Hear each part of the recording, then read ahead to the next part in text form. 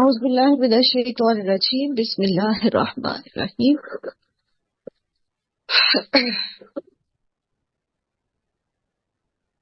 ہم نے آیت نمبر 8 تک جو ہے وہ پڑھ لیا تھا، ٹھیک ہے؟ یہیں سے آج انشاءاللہ ہم آیت نمبر 9 سے شروع کریں گے، اور بات جیسے پہلے ہم نے بالکل سورہ مائدہ کی تمہید میں پڑھا تھا کہ اب یہ وہ دور ہے جب سورہ مائدہ نازل ہو رہی تھی، جب مسلمان جو ہیں وہ کمپیریٹیولی ایک سکون میں تھے، کوئی جنگیں نہیں ہو رہی تھی، اور اب ٹائم تھا کہ ان کی تربیت کی جائے، ان کو سکھایا جائے کہ اب جب کہ وہ اتھارٹی میں آ رہے ہیں تو اتھارٹی کو سنبھالنا کیسے ہے، ٹھیک ہے؟ یعنی ہوتا یہ ہے نا کہ جب انسان مظلوم ہوتا ہے تب اس کی ذمہ داریاں ہوتی ہیں، وہ تو پہلے ہی ظلم سہ رہا ہوتا ہے، اس کے پاس حاکمیت نہیں ہوتی، تو عام طور پر اس کی ذمہ داری جو ہے وہ یا تو اپنی ذات تک محدود رہتی ہے، یا پھر زیادہ سے زیادہ جو ہے وہ کسی اور دوسرے مظلوم کے حق میں آواز بلند کرنے تک، مطلب وہ کوئی اتنی زیادہ ذمہ داری نہیں۔ لیکن جب کوئی اتھارٹی میں آتا ہے تو پھر اب وہ پوری ریاست کی ذمہ داری، ہر فرد کے عمل کا اثر جو ہے وہ اس کے معاشرے کے اوپر پڑ رہا ہوتا ہے۔ سو اب جب کہ مسلمانوں کو ایک امن میسر تھا، 10 سال کا معاہدہ صلح حدیبیہ کا ہو چکا تھا، تو اب ان کی تربیت کی جا رہی ہے، اور تربیت جو ہے اس میں بار بار آپ دیکھیں کہ انصاف کا ذکر کیا جا رہا ہے کہ انصاف قائم کرو اور تقوی کا، کیونکہ کوئی بھی عمل ہو نا، کوئی بھی عمل ہو، وہ اس وقت تک ہو نہیں سکتا آسان طریقے سے جب تک کہ اس میں بندے کے اندر اور مجموعی طور پر معاشرے کے اندر جو ہے وہ اللہ کا خوف نہ پایا جائے، اللہ کی پکڑ کا ڈر نہ ہو۔ اسی لیے بالکل آغاز میں کہہ دیا کہ ہدایت تمہیں تبھی ملے گی جب کہ تم آخرت پر یقین رکھتے ہوگے، ٹھیک؟ سو اگر مطلب یہاں پر بار بار آپ دیکھو گے کہ جہاں ایک کا بات آ رہی ہے وہی ساتھ پھر تقوی کا بھی ذکر آ رہا ہے، اور یہ بھی سمجھایا جا رہا ہے کہ عدل اور انصاف جو ہے اس کو قائم کرنا جو ہے بیسیکلی اس میں جو چیزیں رکاوٹ ڈالتی ہے وہ لوگوں کی دشمنیاں ہیں۔ جس طرح انہوں نے تمہیں روکا حرم کی تک جانے سے، عمرہ کرنے سے، تو جو انہوں نے دشمنیاں نبھائی ہے یہ تمہیں انصاف کے راستے میں رکاوٹ نہ ڈالے، کسی کی دشمنی بھی تمہارے عدل کے راستے میں رکاوٹ نہ ڈالے۔ یہاں دیکھیں تھوڑا سا غور طلب ہے، یہ لفظ کے اے دلو یہ فعل امر ہے، جمع کا صیغہ، ٹھیک ہے؟ ہوا اقرب للتقوی، اقرب جو ہے گرامیٹیکلی افعلو یعنی تفضیل کا صیغہ ہے، پہلے بھی پڑھا ہے نا ہم نے، بہت دفعہ میں نے آپ کو سمجھایا یہ تفضیل کا صیغہ کیا ہوتا ہے، یہ سپرلیٹو ڈگری ہوتی ہے۔ سپرلیٹو ڈگری جب آتی ہے تو اس کا مطلب یہ ہوتا ہے کہ اس کا کوئی کمپیریزن نہیں ہے، ٹھیک ہے؟ ناؤن میں جب آپ ایڈجیکٹو میں ڈگریز پڑھتے ہو تو آپ ایک پڑھتے ہو کمپیریٹیو، ٹھیک ہے؟ ایک اس کی نارمل ہوتی ہے جو ایڈجیکٹو ہوتا ہے، دین اس کی کمپیریٹیو اسٹیٹ ہوتی ہے، کمپیریٹیو میں موازنہ ہوتا ہے، لیکن جو سپرلیٹو ہوتی ہے اس کے ساتھ سب سے زیادہ لگ جاتا ہے، اٹ مینس کہ اس کے ساتھ ایز کمپیئر ٹو کچھ اور ہے نہیں، رائٹ؟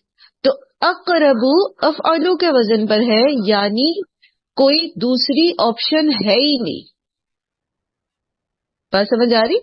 تقوی کے سب سے زیادہ قریب ہونے کے لیے عدل کرنا ضروری ہے، اور عدل جو ہوتا ہے نا یہ صرف لوگوں کے بیچ میں نہیں ہوتا، عدل انسان کی اپنی ذات میں بھی ہوتا ہے، ٹھیک ہے؟ عدل اور انصاف انسان ہر وقت کر رہا ہوتا ہے، مثلا خود اپنے اندر اپنی ذات کے ساتھ عدل کرنا، جیسے اس دن بھی ہم بات کر رہے تھے کہ اپنے جسم کو آرام پہنچانا، پراپر سلیپ لینا، بیلنس ڈائٹ کھانا، اور اپنی واک اور چیزوں کا خیال رکھنا، اپنی باڈی کو ایکٹیو رکھنا، یہ عدل کا تقاضا ہے۔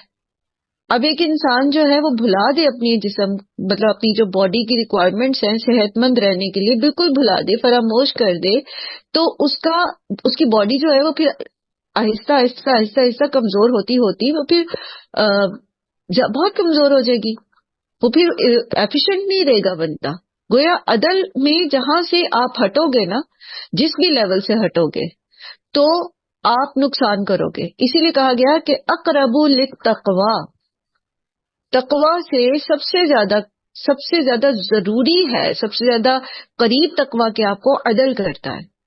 عدل کے ساتھ ہی آپ جو ہے وہ اللہ کا کے تقویٰ کا حق ادا کر سکتے ہیں. ٹھیک ہے. اور پھر کہا گیا کہ واتقوا اللہ، اللہ سے ڈرو. یعنی واتقوا اللہ میں ہڈن میننگ کیا ہے؟ اعدلوا. پہلے بتا دیا نا کہ اعدلوا ہوا اقرب للتقویٰ. سو تم عدل کے ساتھ کام لو، یہ تقویٰ کی طرف تمہیں لے کے جانے میں زیادہ افیکٹو ہے، سب سے زیادہ افیکٹو ہے. یعنی دیر از no comparison with this thing کہ آپ عدل کے ساتھ کوئی اور چیز ہے ہی نہیں. کیسے؟ مطلب آپ دیکھو نا، امانت داری بھی تو ہے نا، اور سچ بولنا بھی تو ہے نا. تو پھر عدل کو کیوں کہا گیا کہ اقرب للتقویٰ؟ آپ بتاؤ ذرا، اپنی سوچ کے گھوڑے دوڑاؤ اور ساتھ ساتھ بلاؤ باقی لوگوں کو بھی صرف تھوڑے سے لوگ ہیں کلاس میں. ہاں جی، کون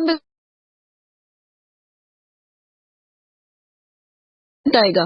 جلدی سے بتائیں تاکہ ہم آج کا ایٹ لیسٹ 10 آیات روز کا رکھی ہے کہ وہ لازمن کرنی ہے ہم نے. زیادہ کریں تو اچھی بات ہے. جی غزالہ، آپ کچھ کہنا چاہ رہی ہیں؟ مائک آن کیا آپ نے؟ السلام علیکم. جی وعلیکم. جی، عدل کرنے سے تقویٰ اس طرح میرے خیال میں حاصل ہوتا ہے کہ جب آپ بیلنس رکھتے ہو ہر ایک کے ساتھ. نہیں، وہ تو ہم نے ڈسکس کر لیا. اللہ کا ڈر، یہ تھا اللہ کا ڈر ہمارے دل میں ہوتا ہے کہ ہم سے کسی کی طرف کسی سے زیادتی نہ ہو جائے. ہاں ٹھیک.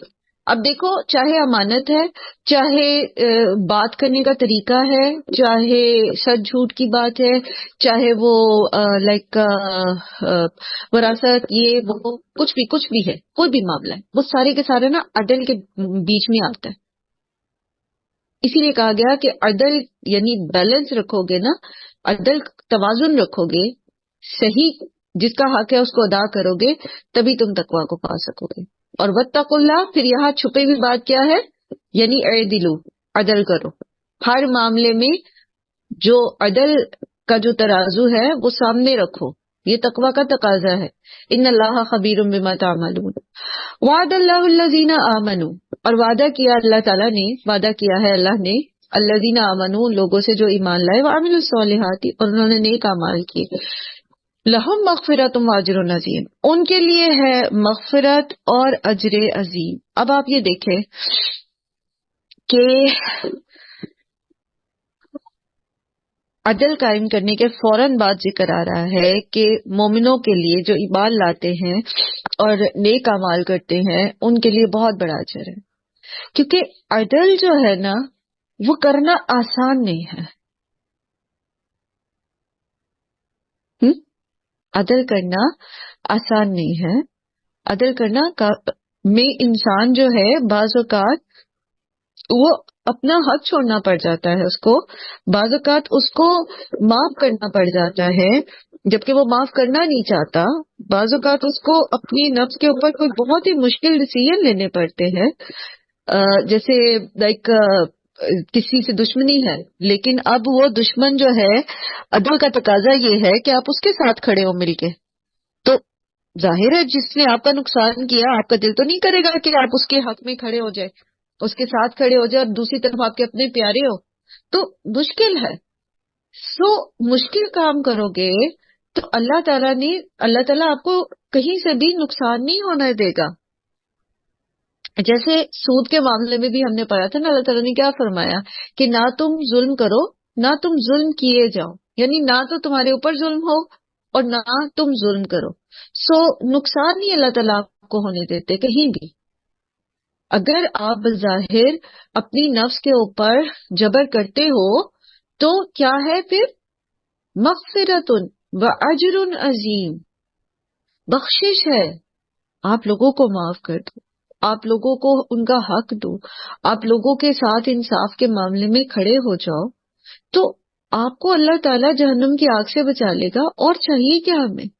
اور کیا چاہیے؟ ایک مومن اور کیا چاہتا ہے؟ اسی لیے کہا گیا نا کہ وعد اللہ الذین آمنوا وعملوا الصالحات. آمنوا دل کے اقرار کے ساتھ، پھر نیکیوں میں کے ساتھ اس کا عملی ثبوت دیتے ہوئے انسان کی ٹریننگ یہ ہو جاتی ہے کہ اس کا جو منتہائے نظر ہے، اس کی جو زندگی کا مقصد ہے، وہ آخرت کی کامیابی بن جاتی ہے. سو وہی یہاں پر بتائی جا رہی ہے کہ اس کے لیے اس کے گناہوں کی بخشش بھی ہے اور بہت بڑا اجر ہے. اور دوسرے کون لوگ ہیں؟ والذین کفروا وکذبوا بآیاتنا اولئک اصحاب الجحیم. جو ہماری آیات کا انکار کرتے ہیں، اس کو جھٹلا دیتے ہیں، تو ایسے لوگ جو ہے وہ جہنم میں جانے والے ہیں. سو دو راستے بالکل واضح صاف، کوئی کنفیوژن نہیں ہے اس میں. ذالک الکتاب لا ریب فیہ، کوئی شک ہے ہی نہیں اس میں. یہ بھی راستہ ہے ایمان کا اور عمل صالح کا، اور وہ بھی راستہ ہے کفر کا اور تکذیب کا. اب جو جس راستے پہ چلے گا ویسا ہی اس کا انجام ہوگا. اب یہ چوائس بندے کی ہے کہ کون سا راستہ کون لینا چاہتا ہے. ہاں راستے ہیں دونوں ہی. دنیا جو کفر اور تکذیب کا راستہ ہے وہ دنیا میں آسان ہے اور ہمیشہ کی مشکل ہے، اور جو ایمان اور عمل صالح کا راستہ ہے وہ دنیا میں مشکل ہے، خاردار ہے، کیونکہ نفس کی جو خواہشات نفس ہے اس کے اگینسٹ جانا پڑتا ہے ہمیں اس میں. تو یہ بالکل ایسے ہی ہے جیسے کسی خاردار راستے میں سے اپنے کپڑوں کو بچا بچا کے چلنا، اور اس میں کہیں خراش بھی لگتی ہے، کہیں خروش لگتی ہے، کہیں زخمی ہوتا ہے انسان، کہیں تھکتا ہے، کہیں پریشان ہوتا ہے. تو وہ تو ہے، لیکن کامیابی ہمیشہ کی ہے. سو راستے بھی بتا دیے، انجام بھی بتا دیا. اب یہ انسان پر ہے کہ وہ کون سا راستہ چنتا ہے. پھر اللہ تعالیٰ ایمان والوں کو یہاں پر پیچھے بھی ہم نے پڑھا نا، نعمتیں یاد کرائی جا رہی. بار بار نعمتوں کا ذکر کیوں آ رہا ہے؟ نعمتیں کیوں یاد کرائی جا رہی ہیں؟ دیکھو سچویشن کو ذہن میں رکھیں. یہ وہ زمانہ ہے جب اللہ تعالیٰ نے دین مکمل کر دیا. ٹھیک ہے، دین مکمل کرنے سے مراد یہ کہ مسلمان جو ہیں اب ایک پیس میں تھے، امن میں تھے. ان کے ہاتھ میں اتھارٹی آ گئی تھی، ان کو ایک ریاست کے طور پر مدینہ کو تسلیم کر لیا گیا تھا، اور اب ان کی ٹریننگ کی جا رہی ہے. تو اس ٹریننگ میں ان کو بار بار نعمتیں اس لیے یاد کرائی جا رہی ہے کہ یہ انسان کی فطرت میں ہوتا ہے کہ جو جس سے اسے فائدہ پہنچتا ہے نا، وہ اس کی بات مانتا ہے. ایسے ہی جو بہت چھوٹے بچے ہوتے ہیں، بہت چھوٹے سے بچے، وہ کیوں ماں کے ساتھ زیادہ اٹیچ ہوتے ہیں؟ پیدا ہوتے ہی کوئی ان کو یہ تو نہیں پتا ہوتا کہ یہ میری ماں ہے. اگر کسی کی سگی ماں نہ ہو اور وہی محبت اور وہی پیار اس کو کوئی اور دے تو اس کے ساتھ اٹیچ ہو جاتا بچہ. ایسے ہی ہے نا، کیوں اٹیچ ہوتا؟ کیونکہ اس سے اس کو فائدہ پہنچ رہا ہے. جب اس کو بھوک لگتی ہے وہ اس کو دودھ پلاتی ہے، جب وہ تکلیف میں ہوتا ہے وہ اس کو اٹھاتی ہے، پیار کرتی ہے، اس کو دوا دیتی ہے، اس کو سردی گرمی سے بچاتی ہے. تو اسی سے پھر بچے کی اٹیچمنٹ ہو جاتی ہے. تو یہ انسان کی فطرت میں ہوتا ہے، جہاں سے اس کو فائدہ ملتا ہے تو اس کی طرف اس کا رجحان زیادہ ہو جاتا ہے اور پھر وہ اس کی بات مانتا ہے. تو اللہ تعالیٰ یہاں پر بار بار اپنی نعمتیں اسی لیے یاد کرا رہے ہیں تاکہ مسلمان وہ احکامات جو انہیں دیے جا رہے ہیں ان کو ماننے میں ان کو کوئی دشواری نہ. اور ہمیں بھی یہ حکمت سکھائی جا رہی ہے نا پھر ساتھ ساتھ، اور ہمیں بھی یہ نعمتیں برابر ساتھ یاد کرائی جا رہی. یہ نعمتیں اسلام کی نعمت ہو گئی یا دیگر جو اللہ تعالیٰ نے نعمت دی ہے، شریعت میں آسانیوں کی نعمت پیچھے ہم نے پڑھی، یہ سب ہمارے لیے بھی تو ہے نا. تو ہمیں بھی اللہ تعالیٰ نعمتیں یاد کرا رہے ہیں، اور مقصود کیا ہے کہ بات مانو، جو بتایا جا رہا ہے اس کو مانو. ٹھیک ہے، دیکھو تمہیں اللہ نے یہ سب کچھ دیا ہے، اس کے علاوہ بھی سب کچھ دینے والا اللہ ہی ہے. ٹھیک، تو یہاں ایک اور نعمت کا ذکر کیا جا رہا ہے، ایک اور احسان یاد کرایا جا رہا ہے، اور وہ کیا ہے؟ یا ایھا الذین آمنوا اذکروا نعمت اللہ علیکم اذ ہم قوم ان یبسطوا الیکم. جب ارادہ کیا ایک قوم نے، ایک گروپ آف پیپل نے، کہ وہ بڑھائے تمہاری طرف اپنے ہاتھ، یعنی تمہیں نقصان پہنچائے. فکف ایدیہم عنکم، تو روک دیے ہاتھ ان کے تم سے. اس کے بارے میں نا، یہ اس کے کانٹیکسٹ میں مختلف واقعات ہے ہو سکتا ہے کہ یہ سارے ہی واقعات اس کانٹیکس میں آتے ہوں، کیونکہ بیسکلی موضوع ایک ہی ہے، بات ایک ہی ہے۔ مثلا حضرت جابر کی ایک روایت ہے کہ نبی صلی اللہ علیہ وآلہ وسلم ایک منزل میں اترے، یعنی ایک جگہ پڑاؤ ڈالا، تو لوگ ادھر ادھر سایہ دار درختوں کی تلاش پہ لگ گئے۔ آپ صلی اللہ علیہ وآلہ وسلم نے ہتھیار اتار کر ایک درخت پر لٹکا دیا، تو ایک اعرابی جو ہے آ کر اس سے آپ کی تلوار جو تھی اپنے ہاتھ میں لے لی اور کھینچ کر نبی صلی اللہ علیہ وسلم کے پاس کھڑا ہو گیا اور کہنے لگا کہ اب بتا مجھ سے تجھے کون بچا سکتا ہے۔ آپ نے فوراً جواب دیا اللہ عز و جل۔ اس سے پھر یہی سوال کیا، آپ نے پھر یہی جواب دیا، تیسری مرتبہ کے جواب کے ساتھ ہی اس کے ہاتھ سے تلوار گر پڑی۔ تو اب آپ صلی اللہ علیہ وسلم نے صحابہ کو آواز دی، جب وہ آ گئے تو انہوں نے سارا واقعہ کہہ دیا۔ اعرابی اس وقت بھی موجود تھا لیکن آپ نے اس سے کوئی بدلہ نہیں لیا تھا۔ پھر قتادہ کہتے ہیں، یہ حضرت جابر کی روایت تھی، ٹھیک ہے۔ قتادہ کہتے ہیں کہ کچھ لوگوں نے دھوکے سے نبی صلی اللہ علیہ وسلم کو قتل کرنا چاہا اور انہوں نے ایک اعرابی کو آپ کی گھاٹ میں بھیجا، لیکن اللہ تعالیٰ نے اسے ناکام و نامراد رکھا۔ اچھا، اس اعرابی کا نام بھی آتا ہے، بعض صحیح حدیث میں غوث بن حارث آیا ہے۔ اچھا، ابن عباس کہتے ہیں کہ یہودیوں نے آپ صلی اللہ علیہ وسلم کو اور آپ کے صحابہ کو قتل کے ارادے سے زہر ملا کر کھانا پکا کر دعوت دی، لیکن اللہ نے آپ کو بچا دیا۔ کل بھی ہم نے پڑھا تھا نا، یہ واقعے کی تفصیل پڑھی تھی حدیث۔ تو اللہ تعالیٰ نے آپ کو بچا لیا، اور یہ بھی کہا گیا ہے کہ کعب بن اشرف اور اس کے یہودی ساتھیوں نے آپ کو گھر میں بلایا تھا، یعنی یہ بھی اس میں تفصیل ملتی ہے۔ کعب بن اشرف کا نام آتا ہے یہودی سردار جو تھا۔ پھر ابن اسحاق میں بھی ایک روایت ہے کہ بنو نذیر کے لوگ تھے جنہوں نے چکی کا پارٹ اوپر سے گرا کر آپ کو شہید کرنے کی جو ہے وہ کوشش کی تھی، جبکہ آپ دیت کے لینے کے لیے ان کے پاس گئے تھے۔ تو یہ میں نے واقعہ کو پہلے بھی سنایا تھا، وہ جو ایک مسلمان جو ہے وہ قتل ہو گیا تھا جس نے اس خاتون کو بچانے کی کوشش کی تھی۔ یہ مختلف اس میں واقعات آتے ہیں، لیکن مدعا ایک ہی ہے کہ یاد کرو وہ نعمت جب اللہ نے تمہیں لوگوں سے بچا لیا۔ فَكَفَّ أَيْدِيَهُمْ عَنْكُمْ، تو اللہ نے روک دیے ان کے ہاتھ تم سے۔ اب آپ دیکھو کہ یہ تو کانٹیکسٹ ان آیات کا ہے، لیکن یہ احسان اللہ تعالیٰ امت مسلمہ پر مختلف ادوار میں کرتے رہے ہیں۔ بس سر آپ لوگوں کے ذہن میں ہے کوئی واقعہ، ہسٹری میں کوئی آپ کے ذہن میں ہے اس طرح کی چیز؟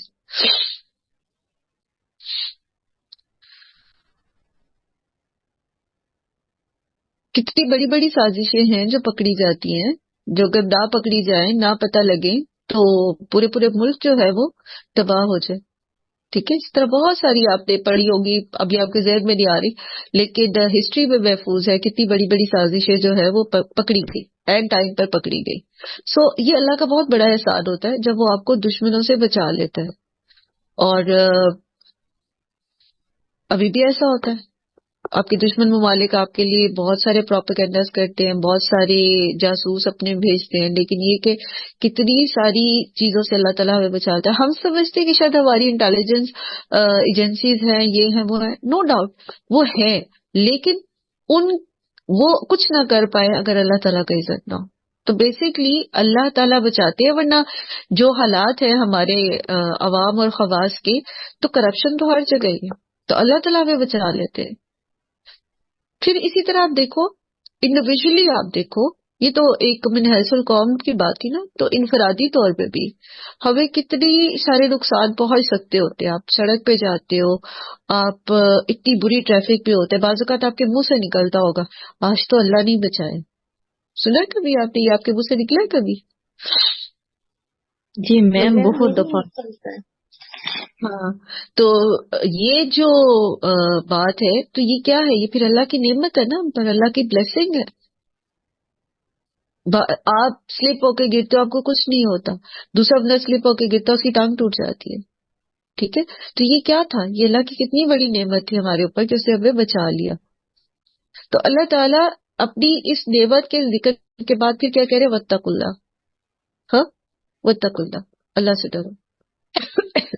اگر اللہ تعالیٰ تمہارے لیے اتنی فیورز تمہیں دے رہے ہیں تو تمہارے اوپر کیا فرض ہے کہ تم اللہ کا تقوی اختیار کرو، تم وہ کام کرو۔ یہاں بار بار جو اتق اللہ کہا جا رہا ہے، اللہ سے ڈرنے کا جو کہا جا رہا ہے، بیسیکلی وہ کیا ہے کہ اللہ تمہیں جو ایک کام دے رہا ہے، بات سمجھ آ گئی کہ جو کچھ بھی بتایا جا رہا ہے اس پر عمل کرو، جو کچھ بھی سمجھایا جا رہا ہے اس پر عمل کرو. اور یہاں پھر آگے کیا بتایا جا رہا ہے؟ وَعَلَى اللَّهِ فَلْيَتَوَكَّلِ الْمُؤْمِنُونَ، اللہ پر بھروسہ کرنا سیکھو. ٹھیک. اچھا جی، السلام علیکم. ہاں جی جی، میں یہ پوچھنا چاہ رہی تھی کہ یہ تقویٰ کا بار بار ذکر ہمارے قرآن میں ہو رہا ہے. اب اس کے دو معنی ہو گئے، ایک تو ڈر خوف اور ایک تقویٰ جو پاکیزگی اور پرہیزگاری. اس میں کیا فرق ہوگا؟ تقویٰ جو ہے نا، اس کا روٹ ہوتا ہے واو قافیہ. وقایا کا مطلب ہوتا ہے بچانا. ٹھیک ہے، بچنا. جی وقایا وہ بچا. ٹھیک ہے. تو بچنے میں پھر اللہ کی نافرمانی سے بچنا، جس کو آپ پرہیزگاری کہہ دیتے ہو. ٹھیک ہے. اور اللہ کی نافرمانی سے بچنے سے پھر انسان آگ سے بھی بچتا ہے، جہنم کی آگ سے بچ جاتا ہے جب وہ اللہ کی نافرمانی سے بچتا ہے. اور اس میں بیسیکلی اللہ کی پکڑ کا ہی ڈر ہے. تو تقویٰ کا معنی اللہ سے ڈرو یا پرہیزگاری اختیار کرو یا بچو، بیسیکلی ایک ہی معنی ہے، یہ سارے ایک ہی میننگ ہے. ٹھیک ہے. اس کا مطلب یہ ہوگا کہ اگر آپ اپنے میں تقویٰ رکھتے ہیں اپنے اندر تو پرہیزگاری تو ہے ہی، کیا جو اپنے نفس سے بچ جاتے ہیں، یعنی نفس سے ہمیں غلط رستے پہ نکالنا چاہتا ہے اس کو آپ چھوڑ کے آپ اللہ کے رستے کی طرف آ جاتے ہیں. یا پھر یہ ڈر ہوتا ہے، خوف ہوتا ہے، کیونکہ اللہ تو خود ہی پیار ہے، محبت ہی محبت ہے، وہ اپنے نہیں، بندوں دیکھیں سے کرتا اللہ تعالیٰ اپنے بندوں سے محبت کرتا ہے، لیکن اللہ ہے. تعالیٰ شدید العقاب بھی ہے.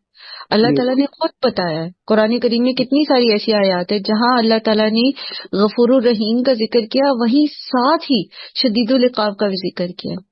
ٹھیک جی ہے. جی اللہ تعالیٰ سخت سزا دینے والے، وہ جیسے سورہ فجر میں آتا ہے نا کہ اس دن وہ اللہ تعالیٰ ایسی سزا دیں گے، اس کو ایسا عذاب دیں گے، ایسی اللہ کی پکڑ ہوگی جیسی کسی کی پکڑ نہیں، جیسی کسی کی سزا نہیں ہے.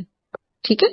تو یہ فیکٹس ہمیں اللہ تعالیٰ نہیں بتائیں کہ اللہ تعالیٰ بہت شدید سزا دینے والے، شدید العقاب ہے، شدید العذاب ہے. ٹھیک ہے نا. تو تقویٰ چاہے آپ کا بچنا ہو اپنی خواہش نفس سے بچ کے اللہ کی فرما برداری کرنا ہے، یا شیطان کے شر سے بچ کے اللہ کی فرما برداری کرنا ہے، یہ ہم کیوں کرتے ہیں؟ کیونکہ ہم اللہ سبحانہ و تعالیٰ کی پکڑ سے ڈرتے ہیں. ٹھیک ہے. ہم جہنم کی آگ سے بچنا چاہتے ہیں. رائٹ. جی. کلیئر ہوا؟ یہ ہاں نہیں، وہ کلیئر تو ہے. میں چاہ رہی تھی اللہ تو ہے ہی پیار محبت، اور جس سے آپ پیار محبت کرتے ہیں اس کے لیے آپ اپنا سب کچھ قربان کر دیتے ہیں. تو اس کا مطلب تو یہ ہوگا نا، that is an other aspect of the picture. ٹھیک ہے. that's other side of the picture. آپ ہاں اللہ کی محبت میں اللہ کی آپ نیکی کرو اور اپنے نفس سے بچو، یا اللہ کی پکڑ کے ڈر سے آپ نیکی کرو اور اللہ کی نافرمانی سے بچو. بچنا ہے آپ نے. ٹھیک ہے. اصل مقصد کیا ہے کہ جہنم کی آگ سے بچنا ہے اور جنت میں جانا. یہ مطلب اصل مقصد محبت نہیں ہے، خوف اور ڈر ہے. آپ کے چاہ رہے ہیں کہنا خوف ڈر تو ہے ہی، بیلنس ہے، بالادست ہر چیز. بیلنس جمیلہ، بیلنس یہی تو ہم سیکھ رہے ہیں شروع سے قرآن میں. جب آپ یہ کہتے ہو نا کہ اللہ ہے بس پیار ہی پیار، تو یہ بندے کو لاپرواہ کر دیتا ہے. اللہ تعالیٰ نے کہیں نہیں کہا کہ میں صرف غفور الرحیم. اللہ تعالیٰ نے کہا ہے کہ میں شدید العقاب بھی ہوں، ہاں میری رحمت میرے غضب کے اوپر غالب ہے. بالکل رحمت اس کی زیادہ ہے، بٹ وہ پکڑتا بھی ہے، وہ سزا بھی دیتا ہے. ٹھیک ہے. سو بیلنس، یہ دونوں چیزیں، اللہ کی خشیت اور اللہ کی محبت، یہ بیلنس. اور ریکوائرڈ کیا ہے کہ چاہے آپ محبت کی وجہ سے اللہ تعالیٰ کی فرما برداری کریں اور اللہ کا ڈر، اللہ کی پکڑ سے بچنے کی کوشش کریں، اس کے عذاب سے بچنے کی، یا آپ اس کی خشیت کی وجہ سے کریں. بچنا تو ہے آپ نے، دوسری چوائس کوئی.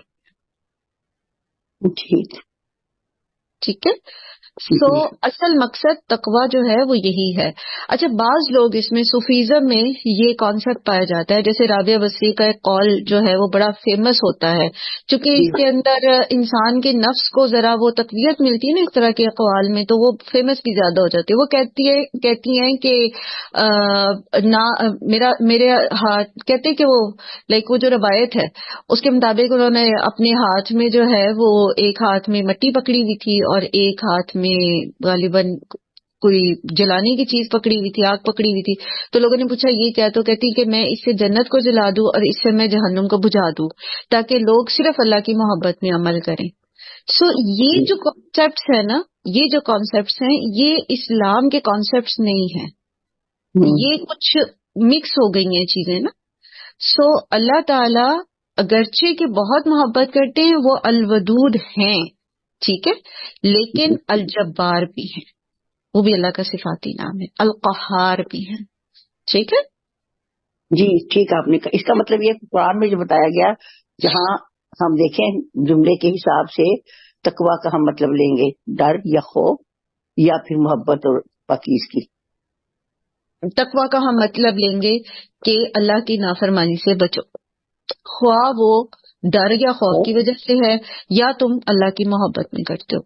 تقوی کا معنی یہ ہے کہ اپنے آپ کو بچاؤ، ٹھیک ہے، اپنے آپ کو بچاؤ. اور عام طور پر اس کا مطلب ڈرو اس لیے کیا جاتا ہے کیونکہ اگر انسان اللہ کی نافرمانی کرتا ہے تو وہ جہنم میں پھینکا جائے گا، کفر کرتا ہے، شرک کرتا ہے اور گناہ کرتا ہے، تو اس کو پھر کہا جاتا ہے کہ اللہ کی سزا سے ڈرو، اللہ کی پکڑ سے ڈرو. بیسیکلی کیا ہے؟ اللہ کی سزا سے بچو. تو ڈرو ایک زیادہ پاورفل ورڈ ہے بنسبت بچو کے، ہے نا. بچو جب ہم کہتے ہیں نا بچو، بچو تو وہ لگتا ہے کہ کوئی آپشن ہے، ٹھیک. لیکن جب ہم کہتے ہیں نا ڈرو تو وہ اردو میں اس کا معنی ذرا زیادہ پاورفل ہو جاتا. جی جی ٹھیک ہے. چلے وَعَلَى اللَّهِ فَلْيَتَوَكَّلِ الْمُؤْمِنُونَ، اور یہاں پر تقوی کے ساتھ توکل کا ذکر آ گیا ہے، ٹھیک ہے. جس طرح اللہ تعالیٰ نے تمہارے دشمن سے بچایا تو تم اللہ پر بھروسہ کرو. جو احکامات تمہیں دیے جا رہے ہیں، جس طرح تمہیں سکھایا جا رہا ہے وہ کرنے میں لوگوں سے خوف نہ کھاؤ. اللہ نے تمہیں ان سے بھی تو بچایا نا، یہ جو پیچھے واقعہ بیان کیا جا رہا ہے یہ بھی تو اللہ نے کیا تھا نا. تو تم اللہ پہ بھروسہ کرو، اللہ کا تقوی اختیار کرتے ہوئے اللہ پر توکل کرو. اصل میں انسان تقوی اختیار کر نہیں سکتا جب تک کہ اس کے اندر توکل نہ ہو اللہ پر. مثلا آپ اپنے مال کو، اپنے روپے کو سودی کاروبار میں نہیں لگاتے ہو کیونکہ آپ ڈرتے ہو نا اللہ سے، کہ اللہ کی پکڑ سے. آپ اللہ کے ساتھ جنگ نہیں چھیڑنا چاہتے کیونکہ اللہ کی پکڑ سے آپ بچ نہیں سکتے، تو آپ سودی کاروبار میں نہیں لگاتے. تو اس کے اندر کیا ہوتا ہے پھر؟ کیا آپ اصل میں اللہ پر بھروسہ کر رہے ہوتے ہو کہ جب میں نے اللہ کی فرما برداری میں ایک بظاہر ملنے والا نفع چھوڑ دیا ہے تو میرا رب مجھے نقصان نہیں ہونے دے گا. بات سمجھ آ رہی؟ سو تقوی میں توکل شامل ہے، اس لیے کہا گیا کہ وَعَلَى اللَّهِ فَلْيَتَوَكَّلِ الْمُؤْمِنُونَ. ایک اور جگہ آتا ہے وَعَلَى اللَّهِ فَلْيَتَوَكَّلِ الْمُتَوَكِّلُونَ، یعنی اور اللہ ہی پر توکل کرتے ہیں توکل کرنے والے، یعنی توکل کا حق صرف اللہ تعالیٰ کا ہے. جس طرح کے بھروسہ کیا جانا چاہیے وہ صرف اللہ ہی پر کیا جا سکتا ہے، وہ کسی اور پہ نہیں کیا جا سکتا. یعنی جس طرح اللہ سبحانہ و تعالی آف دا وے بغیر کسی سبب کے ہماری مدد کر سکتے ہیں، کوئی اور نہیں کر سکتا. سو انسان کے اندر جب اللہ کے اوپر اتنی کنوکشن ہوتی ہے نا، اس کی اتنا بھروسہ ہوتا ہے، تو پھر وہ اللہ کے احکامات کی پابندی کرنے میں سست نہیں پڑتا، پھر اس کا تقوی اور بڑھتا چلا جاتا ہے. جیسے کل ہم نے پڑھا تھا نا کہ پاکیزگی جیسے جیسے زیادہ ہوتی ہے ایمان زیادہ ہوتا ہے، ایمان زیادہ ہوتا ہے پاکیزگی بھی، اندر باہر کی ظاہری باطنی پاکیزگی انسان کی بڑھتی ہے. اسی طرح جتنا زیادہ ہمارے اندر اللہ پر بھروسہ ہوتا ہے، ہمارا توکل بڑھتا ہے، ہمارا تقوی بھی بڑھتا چلا جاتا ہے. اب وہ توکل گویا تقوی کی ایک سپورٹ ہے. بات سمجھ آ رہی ہے؟ آپ اپنی کسی بھی خواہش نفس کو پیچھے کرتے ہوئے، کسی بھی پیئر پریشر کو پیچھے کرتے ہوئے، آپ اپنی کسی بھی ضرورت کو پیچھے کرتے ہوئے کسی بھی طرح سے آپ اللہ کی فرما برداری کرتے ہو، انفیکٹ آپ اللہ پر بھروسہ کر رہے ہوتے ہو، میرا اللہ ہے نا، نہیں میرے ساتھ کوئی کھڑا ہوتا، نہیں کوئی میری مدد کرتا، نہیں کوئی میرے مسائل حل کرنے میں میرے ساتھ ہے، کوئی بات نہیں، اللہ ہے نا، اللہ تعالیٰ ہے نا. اور اللہ تعالیٰ تو الحی القیوم ہے، باقی تو سارے سہارے ختم ہونے والے ہیں، ان کو تو کہیں نہ کہیں زندگی کے کسی موڑ پر انحطاط آنا ہی ہے، انہوں نے تو کہیں نہ کہیں مجبور ہو ہی جانا ہے.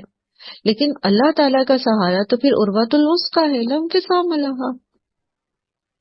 تو جیسے جیسے ہمارا توکل مضبوط ہوتا ہے ویسے ویسے پھر ہمارا تقوی بھی بڑھتا جاتا ہے. وَلَقَدْ أَخَذَ اللَّهُ مِيثَاقَ بَنِي اسرائیل. اچھا، اب یہاں سے جو موضوع سٹارٹ ہو رہا ہے وہ موضوع جو ہے اس میں دو چیزیں پیش نظر ہے.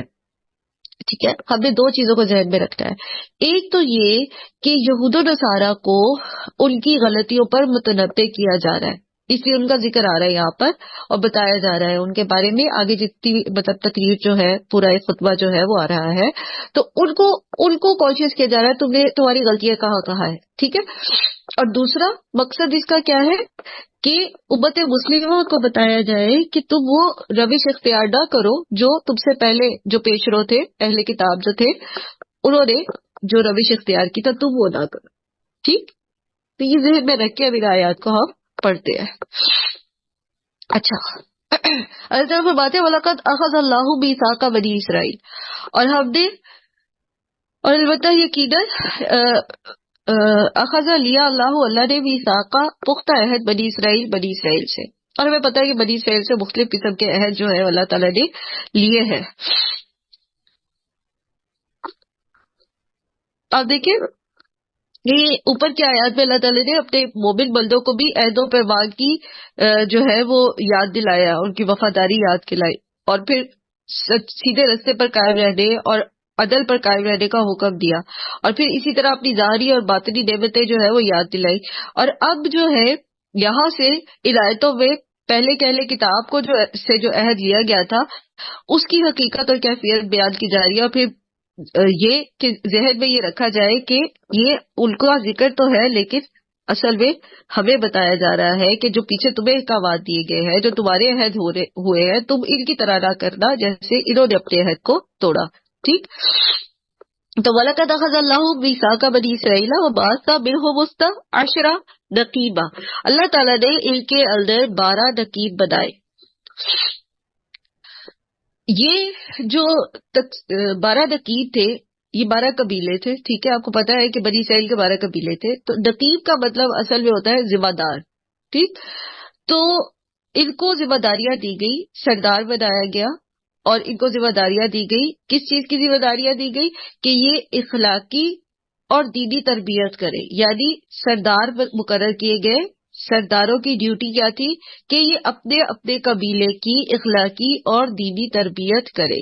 اس سے ایک چیز ہمیں یہ پتہ چلتی ہے کہ جو سرداری ہوتی ہے، جو لیڈرشپ ہوتی ہے، اس کی کچھ ذمہ داریاں ہوتی ہیں. ٹھیک ہے، اور ذمہ داریاں کیا ہوتی ہے؟ کہ وہ نگرانی کرے. نگرانی کس چیز کی کرے؟ اخلاقی جو تربیت ہے وہ بھی کرے، دینی تربیت کرے، اور لوگوں کی مجموعی طور پر ان کی تزکیہ و تربیت کا کام کرے. ٹھیک ہے، تو یہ بیسیکلی ہر لیڈر کی ذمہ داری ہوتی ہے. ہر لیڈر کی ذمہ داری ہے، جس کے پاس بھی یہ ڈیزگنیشن ہو، چاہے وہ ریاست کی سرداری ہو، چاہے وہ گاؤں کی چودراہٹ ہو، چاہے وہ ذمہ داری ہو، چاہے وہ کسی گھر کی ذمہ داری ہو، گھر میں اس کو قوام بنایا گیا ہے، یا اسی طریقے سے کہیں پر بھی، چاہے وہ مذہبی پیشوا ہے، چاہے وہ سیاسی رہنما ہے، جو لیڈر ہے اس کی یہ ذمہ داریاں ہے. ٹھیک ہے، خود بخود ہے، یہ انڈرسٹوڈ ہے. جب آپ کو لیڈرشپ دی گئی ہے تو پھر آپ نے یہ سارا کچھ کرنا ہوتا ہے. تو ان کے 12 نقیب بنائے گئے، اور یہ جو 12 نقیب ان کے ہے نا، اس کا ذکر ان کی اپنی کتابوں میں بھی آتا ہے، یعنی ان کے باقاعدہ نام آئے ہیں. بائبل کی کتاب جو گنتی جس کا نام ہے، اس میں یہ نام آئے ہیں، لیکن وہ نام جو ہے اس میں ان کی ڈسکرپشن جو ہے وہ صرف سردار اور رئیس بتائی گئی ہے. یعنی یہاں تو نقیب کا لفظ آیا نا، وہاں سردار کا لفظ آیا یا رئیس کا. رئیس مین لائک جو لیڈر ہوتا ہے. تو قرآن کی ڈسکرپشن اور بائبل کی ڈسکرپشن میں فرق یہ ہے کہ قرآن بتاتا ہے کہ ان کے جو سردار تھے ان کی ذمہ داریاں تھیں، وہ بیسیکلی صرف حکمرانی نہیں ان کو دی گئی تھی، بلکہ ان کو ذمہ داریاں دی گئی تھی. نقیب کا مطلب ہوتا ہے ذمہ دار. ٹھیک ہے، ایک چیز جو ہم نے یہاں پر ہمیں پتہ چلی. دوسری چیز یہ کہ آپ دیکھیں کہ یہاں پر ہمیں مینجمنٹ سکھائی گئی ہے. ٹھیک ہے، مینجمنٹ کیا ہے؟ Delegation of work. لائک آپ دیکھو کہ اللہ تعالیٰ نے ان سب کے اوپر، یہ جو اتنے لاکھوں کی تعداد میں تھے بنی اسرائیل کے لوگ، بعض کہتے ہزاروں میں تھے، بعض کہتے لاکھوں میں تھے، ان کے سردار موسیٰ علیہ السلام تھے نا. لیکن موسیٰ علیہ السلام یا ہارون علیہ السلام کے باوجود ان کو اللہ تعالیٰ نے 12 نقیب ان میں مقرر کیے تھے. سو ایک شخص جو ہے وہ اتنا فعال کام اس طرح نہیں کر سکتا جب تک کہ ایک مختلف کاموں کی ڈیلیگیشن نہ ہو. ڈیلیگیشن مین تفویض، یعنی ڈیوٹیز دینا لوگوں کو. سو یہاں پر ہمیں مینجمنٹ بھی نظر آتی، یعنی کام اور کاموں کی تفویض، اور پھر ذمہ داریوں کی تفویض، اور کسی بھی جگہ پر، چاہے وہ دین کا کام ہو، چاہے وہ کوئی آرگنائزیشنل اسٹرکچر ہو، ہر جگہ پر صرف ایک شخص کام نہیں کر سکتا، بلکہ اس کو ایک پراپر ایک ٹیم کی ضرورت ہوتی ہے، اور پھر وہ اس ٹیم کے اوپر نگران ہوتا ہے. سو یہاں پر پیچھے بھی ہم نے سورہ بقرہ میں بھی جب پڑھا تھا نا کہ حضرت موسیٰ نے جب دعا کی، وَإِذِ اسْتَسْقَىٰ مُوسَىٰ لِقَوْمِهِ فَقُلْنَا اضْرِب بِّعَصَاكَ الْحَجَرَ فَانفَجَرَتْ مِنْهُ اثْنَتَا عَشْرَةَ عَيْنًا. تو وہاں بھی 12 چشمے جو نکلے تھے. تو اس میں بھی میں نے آپ کو ایک بات سکھانے کی کوشش کی تھی کہ ترتیب اور تفویض اور کسی بھی کام کی کامیابی میں یہ سب سے زیادہ جو ہے وہ ضروری ہے. آرگنائزیشن آف ورک، پراپر طریقے سے کاموں کو تفویض کر کے اس کو آگے لے کے چلنا. تو یہاں بھی اللہ تعالیٰ چاہتے تو صرف موسیٰ علیہ السلام کو ہی سردار رہنے دیتے، یا جیسے انبیاء ان میں آتے تھے انہی کو رہنے دیتے، لیکن ان کے اندر بھی اللہ تعالیٰ نے نگران بنا. ٹھیک ہے. وقال اللہ انی معکم، اور اللہ تعالیٰ نے ان سے کہا، یعنی ان کو یہ کام ڈیوٹی سونپ کے کہا کہ میں تمہارے ساتھ ہوں، میں تمہارے ساتھ ہوں، لیکن ایک شرط ہے. اللہ کی معیت ہے. اللہ کی معیت کا مطلب کیا؟ اللہ کی مدد. ٹھیک ہے، میری مدد تمہارے ساتھ رہے گی، لیکن شرط کیا ہے؟ یعنی کام بتا دیا، ڈیلیگیشن دے دی کہ یہ تمہاری ڈیوٹی ہے کہ تم نے ان کی اخلاقی اور ان کی دینی تربیت کرنی ہے، میں تمہارے ساتھ ہوں. اگر لئن اقمتم الصلاۃ وآتیتم الزکاۃ وآمنتم برسلی وعزرتموہم واقرضتم اللہ قرضا حسنا، میں تمہارے ساتھ ہوں، میری مدد آئے گی، لیکن کب آئے گی؟ جب تم یہ کام کرو گے. ٹھیک ہے. کیا؟ نماز کا انسٹیٹیوشن قائم کرنا، نماز قائم کرنا. نماز پڑھنا نہیں کہا گیا، نماز کو قائم کرنا کہا گیا. نماز کو قائم کرنے سے مراد کیا ہے؟ نماز بیسیکلی پوری کی پوری ٹریننگ ہوتی ہے. ٹھیک ہے. اگر نماز قائم کرو گے، یعنی یہ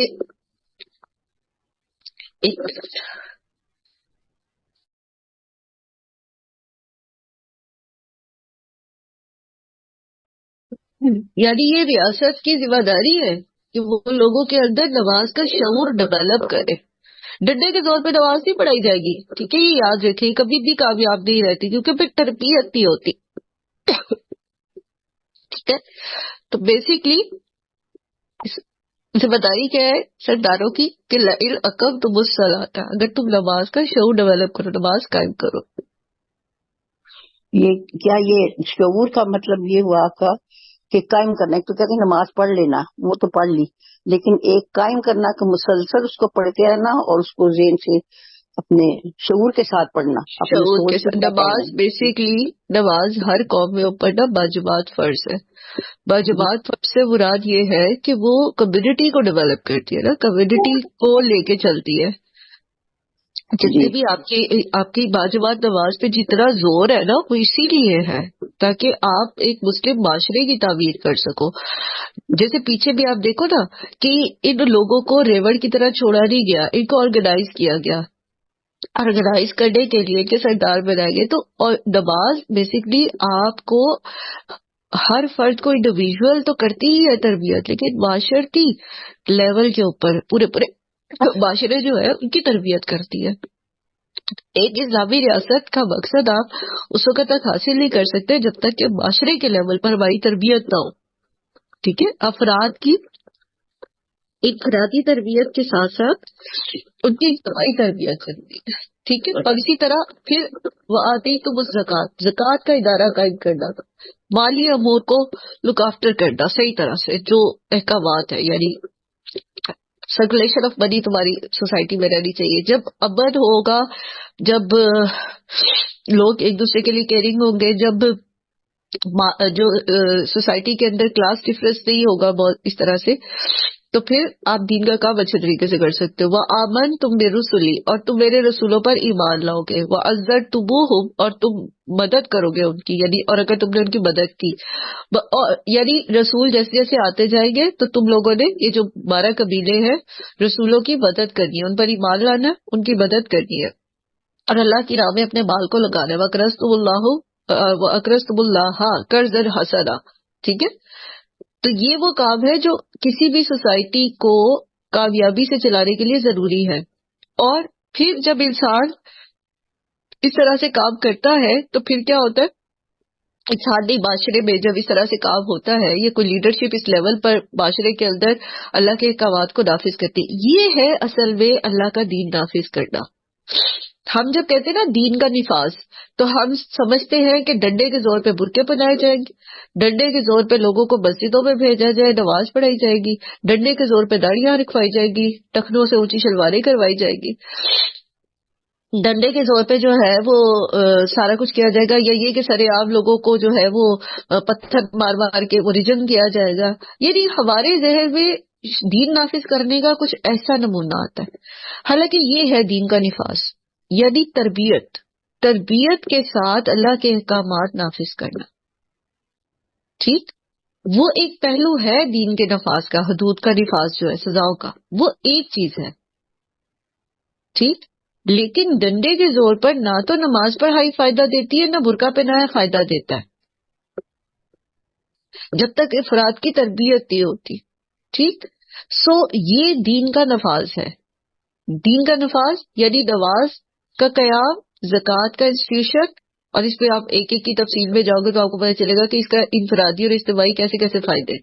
اور پھر یہ کہ رسولوں کی مدد، اب اس دور میں تو ان کے بیچ میں رسول آتے، اور پھر یہ کہ آخری نبی بھی، ٹھیک ہے، محمد صلی اللہ علیہ وآلہ وسلم بھی اس میں شامل ہیں، برسولی میں سبھی شامل ہیں، سارے رسول. تو اب تو رسول نہیں آئیں گے، اب تو نبی نہیں آئیں گے، تو اب کیا ہے کہ کس کی مدد کرنی ہے؟ جو اللہ کے دین کا کام کرتے، جو دین کو نافذ کرنا چاہتے ہیں، ان کے ساتھ کھڑے ہو، نہ کہ ان کے خلاف کیمپنگ کرو. ٹھیک، وَعَزَّرْتُمُوهُمْ، اور ان کی مدد کرنا یعنی رسولوں کی مدد کرنا. وَأَقْرَضْتُمُ اللَّهَ قَرْضًا حَسَنًا، اور دین کے لیے اللہ کے احکامات اور اللہ سبحانہ وتعالی کے دین کو نافذ کرنے کے لیے، اس کو آگے بڑھانے کے لیے، اس کو لوگوں تک پہنچانے کے لیے، نان مسلم تک اس کو پہنچانے کے لیے اپنا مال لگاؤ گے. کیونکہ دین اسلام کسی کی پراپرٹی نہیں ہے، یہ اللہ کا پیغام ہے، یہ صرف مسلمانوں کے لیے نہیں ہے، یہ ہر ایک کے لیے ہے، یہ ان کا کھویا ہوا دین ہے. ان کو بتانا کہ اصل میں یہ سچ ہے، یہ حقیقت ہے. تو یہ حقیقت اور سچ سب تک پہنچانے کے لیے ریسورسز چاہیے. تو جو مالدار ہے مسلمان، ان کے اوپر ذمہ داری ہے کہ وہ دین کے کاموں میں اپنے مال کو لگائیں. اپنی سروسز تو دیں ہی، خود انڈیویجلی بھی کام کریں، لیکن اپنا مال بھی لگائیں. جب یہ سب کچھ ہوگا تو پھر کیا ہوگا؟ ایک تو یہ کہ اللہ کی مدد آئے گی. پھر کیا ہے؟ لَأُكَفِّرَنَّ عَنْكُمْ سَيِّئَاتِكُمْ، میں ضرور تم سے دور کر دوں گا تمہاری برائیوں کو. یہ جو لَأُكَفِّرَنَّ ہے، البتہ ضرور بضرور، لام تاکید بھی ہے، نون مشدد بھی تاکید کا ہے. اس کی دو شکلیں ہوتی ہیں. ایک تو یہ کہ انسان جب راہ راست اختیار کرتا ہے تو وہ اللہ کی ہدایت کے مطابق فکر و عمل میں صحیح طریقے پر چلنا شروع کرتا ہے، تو اس کا لازماً یہ نتیجہ ہوتا ہے کہ انسان کا نفس جو ہے وہ بہت سی برائیوں اور اس قسم کے طرز زندگی سے جو ہے پاک ہو جاتا ہے جو اللہ تعالیٰ کو پسند نہیں. یعنی اللہ کی نافرمانی کا جو ہے وہ خود بخود اس سے پاک ہوتا چلا جاتا ہے. اور ظاہر ہے اللہ کی مدد کے بغیر تو یہ نہیں ہو سکتا. دوسرا اس کا وعدہ یہ بھی ہو سکتا ہے کہ اس اصلاح کے باوجود بھی، یعنی اپنی اصلاح کے باوجود بھی، اب کوئی بھی شخص جو ہے وہ مجموعی طور پر پرفیکٹ تو نہیں ہو سکتا نا، کچھ نہ کچھ تو برائیاں اس کے اندر باقی رہ جاتی ہے. تو پھر یہ کہ اللہ تعالیٰ اپنے فضل سے ان برائیوں پر مواخذہ نہیں کرے گا اور ان کو اس کے حساب سے ساکت کر دیں گے. ٹھیک ہے، کیونکہ جس نے جو ہے بنیادی اصلاح قبول کر لی ہو تو پھر اس سے چھوٹی موٹی جو خطائیں ہو جاتی ہے تو پھر اللہ تعالیٰ اس کی خطاؤں کو معاف کر دیتے. پیچھے بھی ہم نے پڑھا کہ آگے بھی یہ موضوع آئے گا کہ اگر کبائر سے بچتے رہے تو صغیرہ گناہ اللہ تعالیٰ ویسے ہی معاف کر دیتے. پھر اس کا ایک اور معنی یہ ہے کہ جب بندہ اللہ کی طرف پلٹ جاتا ہے، جب بندہ اپنی اصلاح کر لیتا ہے، جب بندہ اپنے رب کے لیے فرمانبردار ہو جاتا ہے، تو جو اس کی اب برائیاں ہے جو وہ کر چکا ہے اس کا وبال اسے نہیں پہنچتا، اللہ تعالیٰ اس کو معاف کر دیتے ہیں. ٹھیک ہے، جیسے ایک اور جگہ آتا ہے نا کہ ان الحسنات یذہبن السیئات، بے شک حسنات جو ہے نیکیاں جو ہے وہ برائیوں کو دور کر دیتی ہے. یعنی برائیوں کو ایک تو اٹ سیلف انسان سے دور کر دیتی ہے، انسان خود اچھا ہو جاتا ہے. دوسرا یہ کہ اس کے برے اثرات سے اس کو بچا لیتا. پھر دیکھیں کہ یہاں پہ زکوٰۃ اور قرض حسنہ کا الگ الگ ذکر آیا ہے. یعنی یہ نہیں کہ انسان، کیونکہ عام طور پر ہوتا ہی ہے کہ زکوٰۃ دیتے ہیں، ہم پوچھتے ہیں ہم یہ مدرسے کو دے دیں، ہم یہ مسجد کی تعمیر میں دے دیں، ہم یہ کر دیں وہ کر. زکوٰۃ دینا ایک الگ چیز ہے، زکوٰۃ ایک فریضہ ہے، اور قرض حسنہ ایک الگ ضروری چیز ہے. یعنی یہ دو الگ الگ کرنے کے کام ہیں، اس لیے ان کا ذکر الگ الگ آیا. تو اللہ تعالیٰ فرماتے ہیں کہ جو یہ سب کچھ کرے گا لَأُكَفِّرَنَّ عَنْكُمْ سَيِّئَاتِكُمْ، تو میں ضرور دور کر دوں گا اسے تم سے تمہاری برائیوں کو. وَلَأُدْخِلَنَّكُمْ، اور میں ضرور، لام تاکید کا، نون مشدد تاکید کا، اور میں ضرور داخل کروں تمہیں جنات تجری من تحتها الانہار. ٹھیک ہے، دنیا میں تو تمہیں مشکلات درپیش ہیں، ظاہر ہے جب آپ کام کرتے ہو. جیسے وہ حدیث ہے نا کہ الدنیا سجن المؤمن. ٹھیک ہے، تو دنیا تو ہے ہی قید خانہ مومن کے لیے. مومن جب نماز قائم کرتا ہے، جب زکوٰۃ دیتا ہے، جب وہ دین کے حق میں کھڑا ہوتا ہے، کام کرتا ہے، ڈیفینیٹلی اس کو مشکلات تو آتی ہے، کبھی نفس کی طرف سے، کبھی شیطان کی طرف سے، کبھی لوگوں کی طرف سے. لیکن یہ دیکھو کہ ریوارڈ کتنا بڑا ہے. کہ کون یقین دہانی کرا؟ لَأُدْخِلَنَّكُمْ، فکر نہ کرو، میں ضرور تمہیں داخل کروں گا. یہ وعدہ کر کون رہا ہے؟ یہ شیورٹی دے کون رہا ہے؟ کون دے رہا ہے؟ وہ جس نے ہمیں پیدا کیا، وہ جس نے جنت بنائی، وہ جو مالک ہے ہمارا بھی اور جنت کا بھی، اور وہ جس سے زیادہ سچی بات کسی کی ہو نہیں سکتی، جس سے زیادہ سچا کسی کا وعدہ ہو نہیں سکتا. اور لا یخلف اللہ المیعاد، اور اللہ تعالیٰ اپنے وعدے کے خلاف نہیں کرتا. وہ آپ سے وعدہ کر رہا ہے. یہ جو دو تاکیدیں آ رہی ہیں، اٹ مینس کہ اللہ تعالیٰ آپ سے وعدہ کر رہا ہے. کس چیز کا؟ میں تمہیں ضرور جنت میں داخل کروں گا، تم ضرور کامیاب ہوگے. بس دنیا میں تمہیں جس کام کے لیے بھیجا نا اس کے اوپر فوکس کرو. فَمَنْ كَفَرَ بَعْدَ ذَلِكَ مِنْكُمْ فَقَدْ ضَلَّ سَوَاءَ السَّبِيلِ. تو اس کے بعد بھی اگر کسی نے کفر کیا تم میں سے تو تحقیق وہ سیدھے رستے سے بھٹک گیا. اب یہ بات کس کی ہو رہی ہے؟ بنی اسرائیل کی. بنی اسرائیل کو اللہ تعالیٰ نے ان سے یہ وعدہ لیا تھا کہ، اور ان کے اندر ان کے ذمہ داران کو یہ بتایا تھا کہ تم نے یہ کام کرنے، یعنی تم نماز قائم کرو گے، تم زکوٰۃ دو گے، تم رسولوں کی مدد کرو گے، کیونکہ بیسکلی لیڈر کو کہنے کا مطلب کیا ہوتا ہے کہ وہ خود بھی کرے گا اور اپنے نیچے اپنی ٹیم سے بھی کرائے گا. ٹھیک ہے، سو یہ اس کی ذمہ داری ہوتی ہے کہ وہ سب کو ساتھ لے کے چلے گا. اور یہ کہ رسولوں کی مدد کرو گے اور اللہ کی راہ میں اپنے مال لگاؤ گے تو تمہیں یہ سب کچھ دیا جائے گا. اور یہی چیزیں پھر ہمارے اپنے لیے ہے، ہماری تربیت کے لیے. اور ہم نے اس میں اور بھی چیزیں سیکھی، اور وہ یہ سیکھی کہ کوئی بھی کام، کوئی بھی بڑا کام، یہاں پہ دین کے کام کی بات ہو رہی ہے، ٹھیک ہے، دین کے کام سے بڑا کام کوئی ہو نہیں سکتا. لیکن پھر بھی دنیاوی کام بھی، جیسے ابھی ہم نے سیشن اٹینڈ کیا تھا ڈاؤ اور ڈیور کا، تو کوئی بھی کام جو آپ کی زندگی کا مقصد ہوتا ہے نا، وہ ہڑبونگ میں نہیں ہو سکتا، ہیپ ہیزرڈ بغیر پلاننگ کے نہیں ہو سکتا. چیزوں کو پراپرلی پلان کر کے اور اپنی زندگی کے ایک مقصد کو سامنے رکھ کے تقسیم کار کام میں بھی اور اوقات میں بھی، ٹھیک ہے، اور پھر یہ کہ ان کو فالو بھی کیا جائے. اس کو یہ نہیں کہ صرف بنا لیا جائے، اس کو امپلیمنٹ نہ کیا جائے، ٹھیک، تو اس کو امپلیمنٹ بھی کیا جائے گا. یہی امپلیمنٹیشن ہی ہے نا. ایک تو نقیب بنائے اور پھر یہ امپلیمنٹیشن ہے کہ نماز قائم کرنا، زکوٰۃ دینا، یہ صحیح کیا ہے کہ اس کو نافذ بھی کرنا ہے. ٹھیک ہے، جو کچھ تمہیں کہا گیا اب اس کو نافذ بھی کرنا ہے. سو کامیابی اس وقت تک ہو نہیں سکتی جب تک کہ ہم اپنی زندگی کو آرگنائزڈ نہ کریں. آپ میں سے کسی نے پوچھا تھا نا کام کیسے کرے، یعنی وقت ٹائم ٹیبل کیا ہو کہ ہم زیادہ کام کر سکیں. تو اس میں سب سے بڑی جو چیز یہ ہے وہ ہے اپنی زندگی کو آرگنائز رکھنا، اپنی زندگی کو سوئی کی ٹک ٹک کے ساتھ رکھنا. اتنے بجے سے اتنے بجے تک مجھے یہ کام کرنا ہے، اس کے بعد مجھے اتنے منٹ اگر میں نے ریسٹ کرنی ہے تو بس میں نے اتنے ہی منٹ کرنی ہے، میں نے اس سے اوپر ایک سیکنڈ نہیں لینا. اگر میں نے ظہر سے لے کر عصر تک کام کرنے ہے تو مجھے اس کو کرنا ہے، میں نے اس کو اس میں مکمل کرنا ہے. اس کے بعد جو کام ہے وہ مجھے اس وقت کرنے ہیں. تو اس طرح سے جب ہم آرگنائز زندگی گزارتے تو ہم تھوڑے وقت میں بہت سارے کام کر سکتے ہیں، اور یہ ہمیں حکمت قرآن ہی سکھاتا ہے. پھر جو کوئی انکار کرے گا تو پھر اللہ تعالیٰ نے کیا فرمایا کہ وہ سیدھے راستے سے بھٹک گیا، یعنی جو اپنی ذمہ داریاں پوری نہیں کرتا، جو اللہ کے احکامات کو نافذ نہیں کرتا تو وہ سیدھے راستے سے بھٹ جاتا ہے. فَبِمَا نَقْضِهِم مِيثَاقَهُمْ، اور پھر بوجہ ان کے توڑنے کے، ان کے پختہ عہد کو،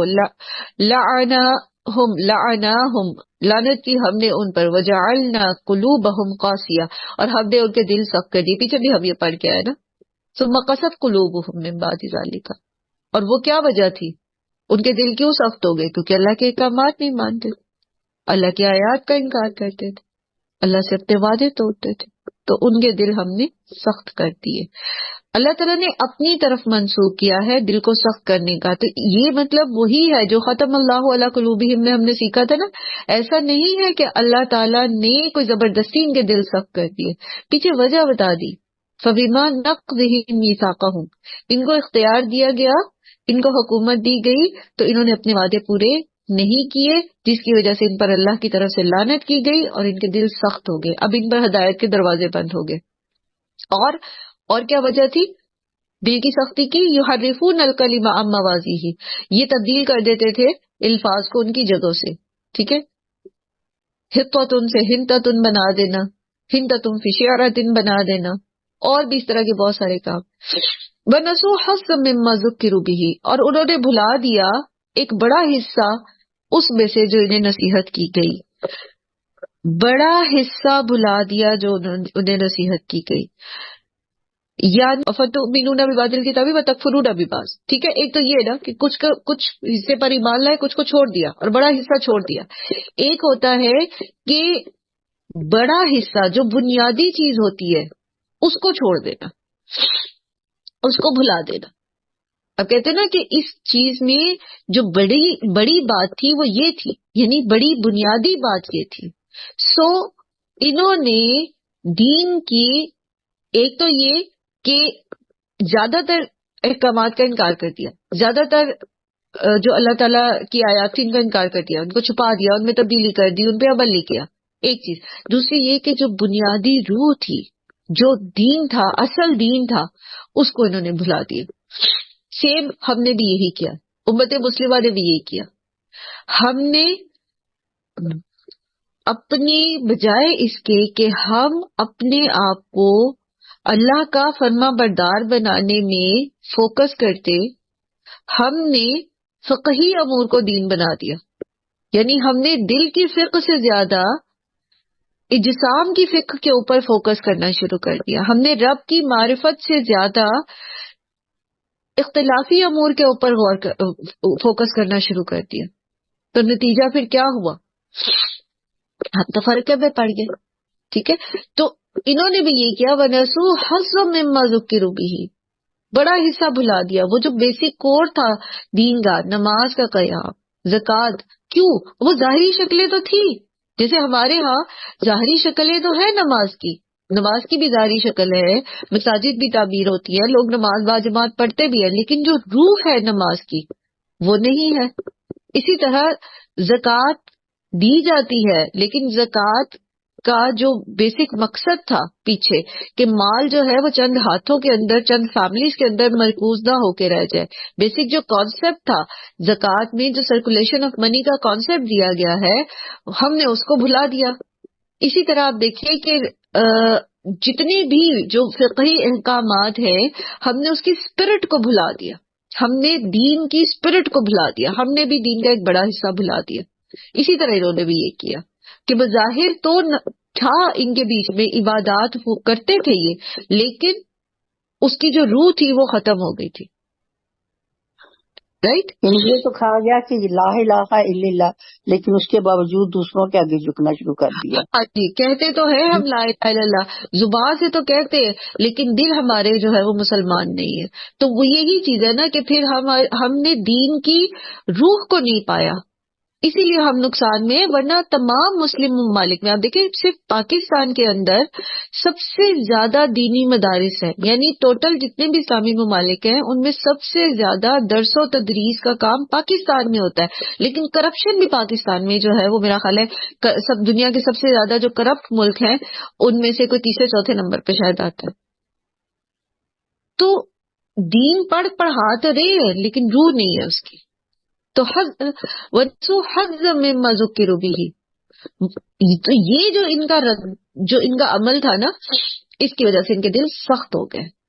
انہوں نے وعدہ توڑا، انہوں نے اللہ کے کلام میں تبدیلیاں کی، انہوں نے دین کے بڑے حصے کو بھلا دیا، تو ان کے دل سخت ہو گئے. وَلَا تَزَالُ تَطَّلِعُ عَلَىٰ خَائِنَةٍ مِّنْهُمْ إِلَّا قَلِيلًا مِّنْهُمْ، تو آپ کو ہمیشہ آپ اطلاع پاتے رہیں گے ان کی طرف سے کسی نہ کسی خیانت کی، مگر یہ کہ ان میں سے بہت تھوڑے سے لوگ، یعنی تھوڑے سے لوگ جو ہے ان میں سے بھی بہت، مطلب وہ سچے دین پر قائم رہتے ہیں. سو ان کی طرف سے سازشیں ہوتی رہیں گی. ان کے دل جو ہے وہ چونکہ سخت ہو چکے ہیں، مہر لگ چکی ہے ان کے اوپر، ان کو ہدایت تو ملی نہیں. تو آپ کو ان کی طرف سے کوئی نہ کوئی بریچ آف کانٹریکٹ سے کہتے ہیں نا، اس کی خبریں ملتی رہیں گی. یہ آپ سے عہد کریں گے لیکن اس پہ خیانت کریں گے.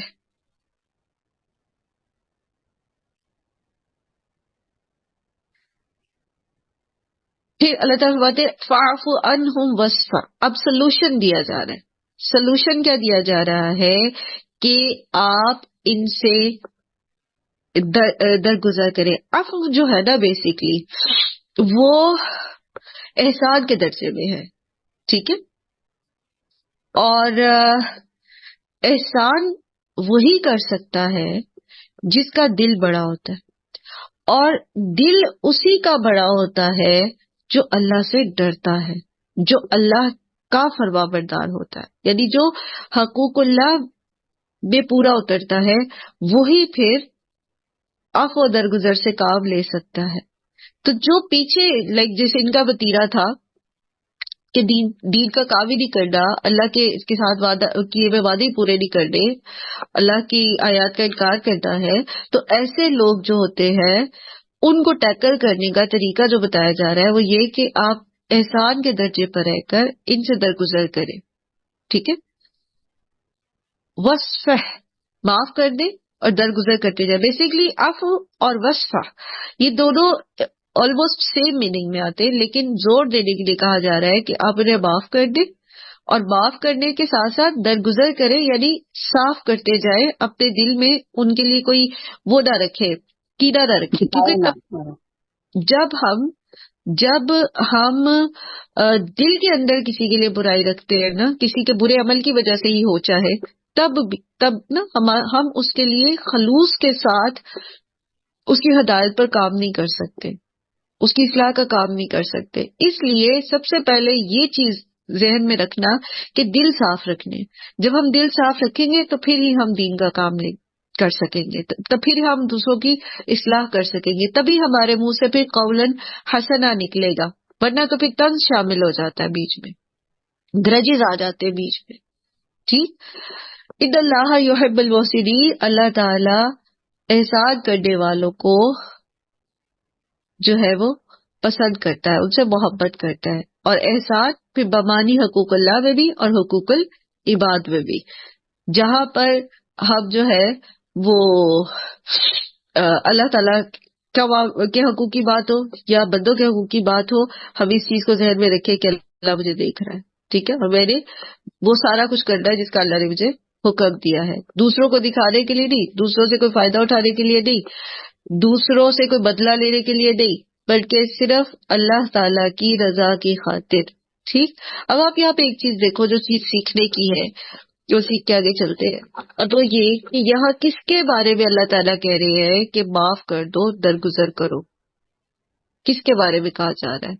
ان لوگوں کے بارے میں جنہوں نے دھوکہ دیا، ان لوگوں کے بارے میں جو ناقابل اعتماد لوگ تھے، ان لوگوں کے بارے میں جو اپنے وعدے پورے نہیں کرتے تھے، ان لوگوں کے بارے میں جو مسلمانوں کی توقعات کے خلاف، کیونکہ مسلمان سمجھتے تھے یہ اہل کتاب ہے تو انہیں ہمارے ساتھ کھڑا ہونا چاہیے. انہوں نے باقاعدہ میثاق مدینہ کیا تھا مسلمانوں نے یہودیوں کے ساتھ.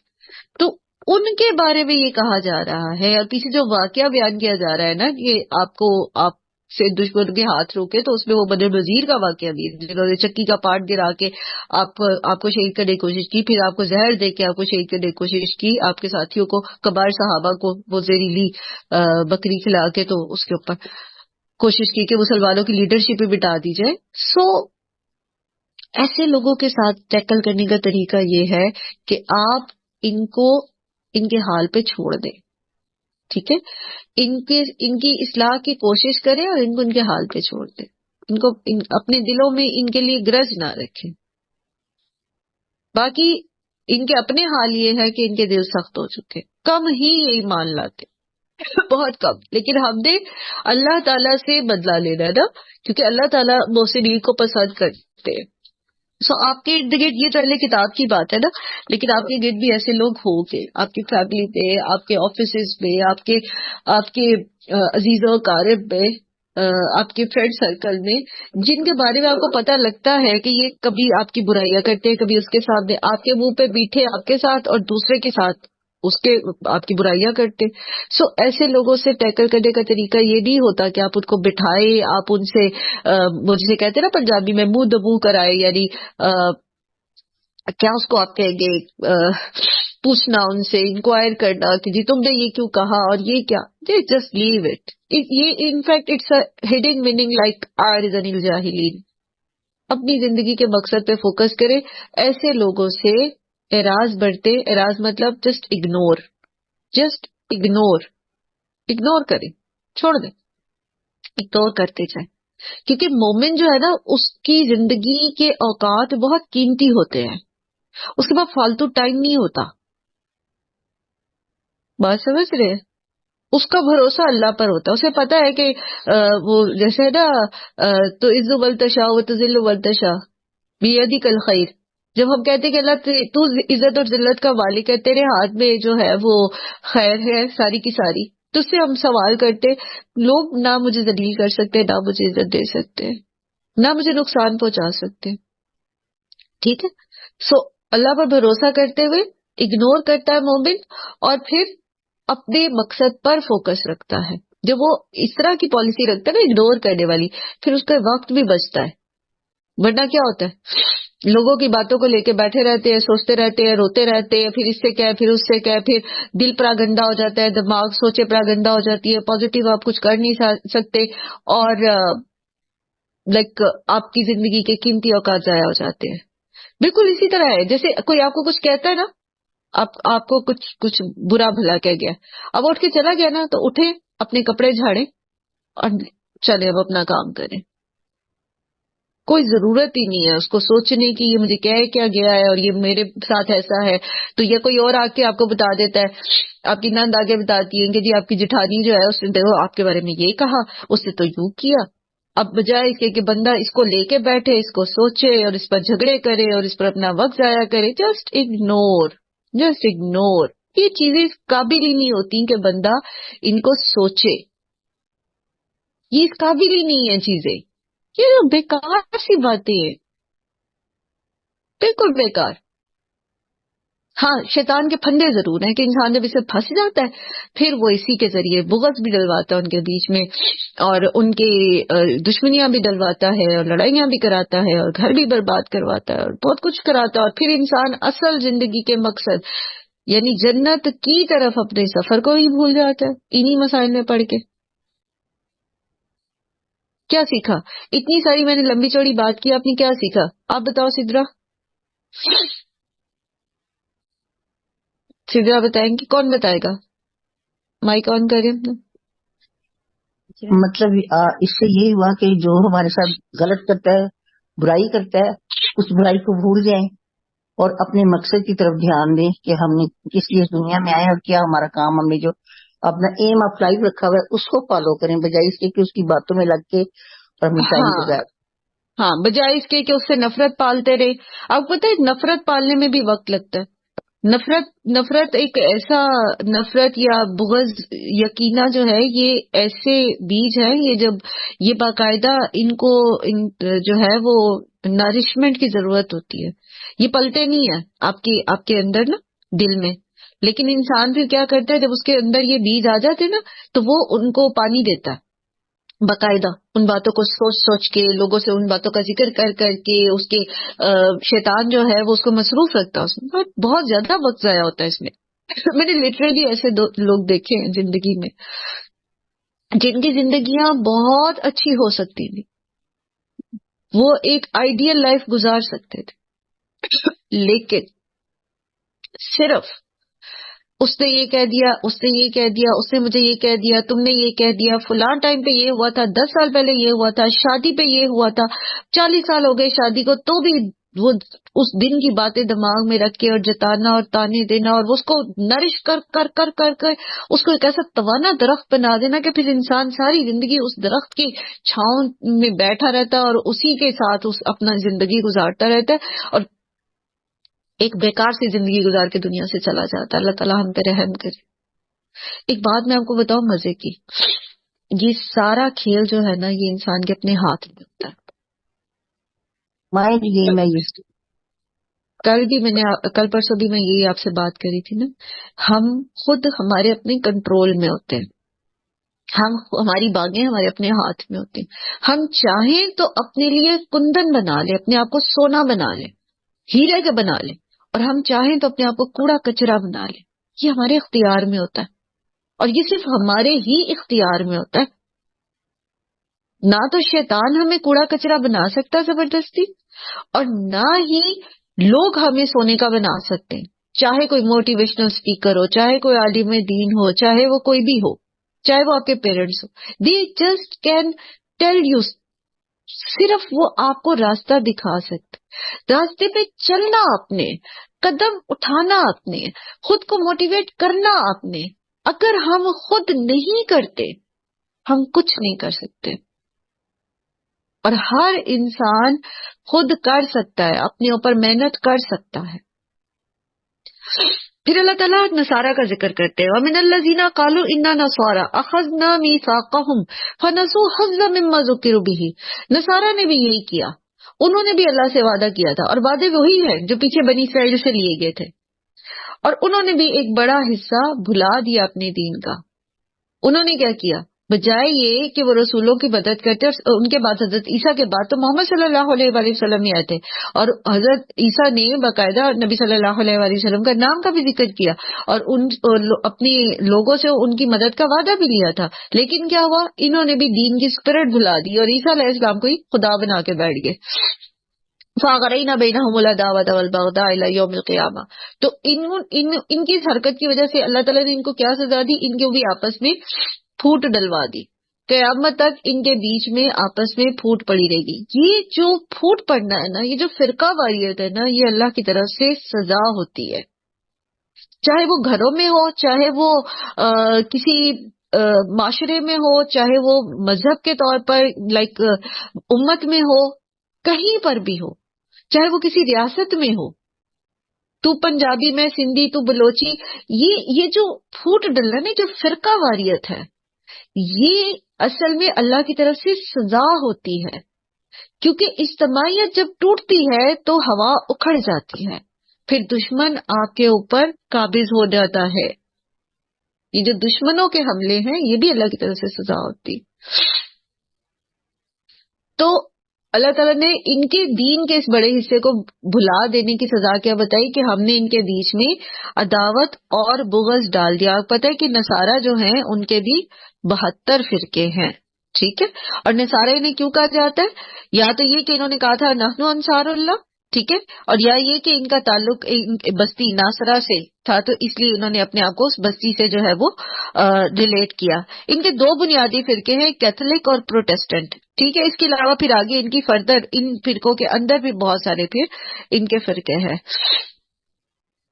پھر طرف باتیں ہیں وَسَوْفَ يُنَبِّئُهُمُ اللَّهُ بِمَا كَانُوا يَصْنَعُونَ، اور عنقریب خبر دے گا اللہ تعالیٰ انہیں جو کچھ وہ کرتے رہے ہیں. یعنی عنقریب اللہ تعالیٰ ان کو اس بات کی خبر دے گا. اور عیسائیوں کے بارے میں ہم نے پڑھا کہ جب کوئی اہل کتاب جو ہے، جب ان کی موت کا وقت آتا ہے، یا یہ کہ پھر حضرت عیسیٰ آ جائیں گے، تو ان کو پتہ چل جائے گا کہ ان کے کانسیپٹس جو ہیں وہ کس قدر غلط تھے.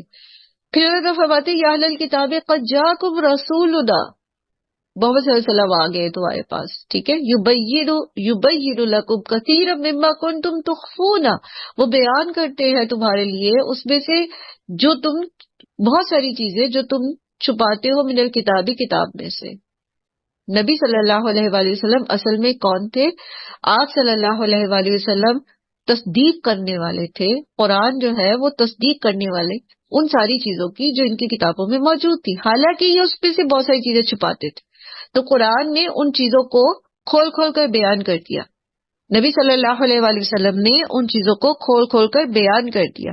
وَيَعْفُو عَنْ كَثِيرٍ، اور بہت ساری چیزوں کو تو انہوں نے جو ہے درگزر کر دیا. یعنی ہر چیز کھول کے بتائی جا سکتی تھی، لیکن بہت ساری وہ باتیں جو تم چھپاتے تھے اس کو نہیں بھی بیان کیا گیا. اب یہ ہے کہ اس کی وجہ یہ بھی ہو سکتی ہے کہ چونکہ پوری شریعت وہ نہیں ہے، شریعت جو ہے وہ تبدیل ہوئی ہے. اسلام چونکہ ایک نبی صلی اللہ علیہ وآلہ وسلم آخری نبی ہے، تو اب وہ فائنلائز شریعت دے دی گئی. سو نبی صلی اللہ علیہ وآلہ وسلم جن کے بارے میں تمہیں پہلے سے بتایا گیا تھا، تمہارے انبیاء نے پیشین گوئی کی تھی. جیسے حضرت عیسیٰ نے کیا بتایا تھا، یاتی من بعدی اسمہ احمد، میرے بعد جو رسول آئے گا اس کا نام جو ہے وہ احمد ہوگا. اور ان سے وعدہ لیا تھا کہ ان کو جو ہے لائک ان کی مدد کرو گے تم لوگ، ٹھیک ہے. سو وہ رسول آ گیا، اور یہودیوں کی تورات میں بھی جو ہے وہ ذکر آتا ہے، فارقلیت کے نام سے آتا ہے، ٹھیک ہے. فارقلیت کہتے ہیں محمد ہی کا عبرانی لفظ ہے. سو لائک یہ اب تمہارے پاس آگے اب یہ بھی بتا دیا کہ یہ تصدیق کرتے ہیں ان معاملات کی جو تم چھپاتے ہو. تم نے تو نہیں بتایا، تم نے تو چھپائے ہوئے تھے، لیکن یہ بتا رہے ہیں تمہیں. مینس کہ یہ اللہ کے سچے رسول ہیں. قد جاءکم من اللہ نور و کتاب مبین، اور یہ تحقیق کیا گیا تمہارے پاس اللہ کی طرف سے ایک نور اور کتاب واضح. اور یہاں نور سے مراد جو ہے وہ قرآن ہی ہے. جیسے ایک اور جگہ آتا ہے نا، وَأَنزَلْنَا إِلَيْكَ نُورًا مُبِينًا، اور نازل کیا ہم نے آپ کی طرف نور مبین. یہاں نور سے مراد جو ہے بعض نے محمد صلی اللہ علیہ وآلہ وسلم کو لیا ہے، اور اس سے پھر وہ تعبیریں کرتے یہاں، کیونکہ قرآن کریم میں خود جو ہے وہ قرآن کے لیے ہی نور کا لفظ آیا ہے، ٹھیک ہے، نبی صلی اللہ علیہ وسلم کے لیے کہیں نہیں آیا. تو یہاں پر نور سے مراد قرآن ہی ہے، ٹھیک ہے. اور تورات کے لیے بھی جو ہے وہ نور کا لفظ آتا ہے قرآن میں.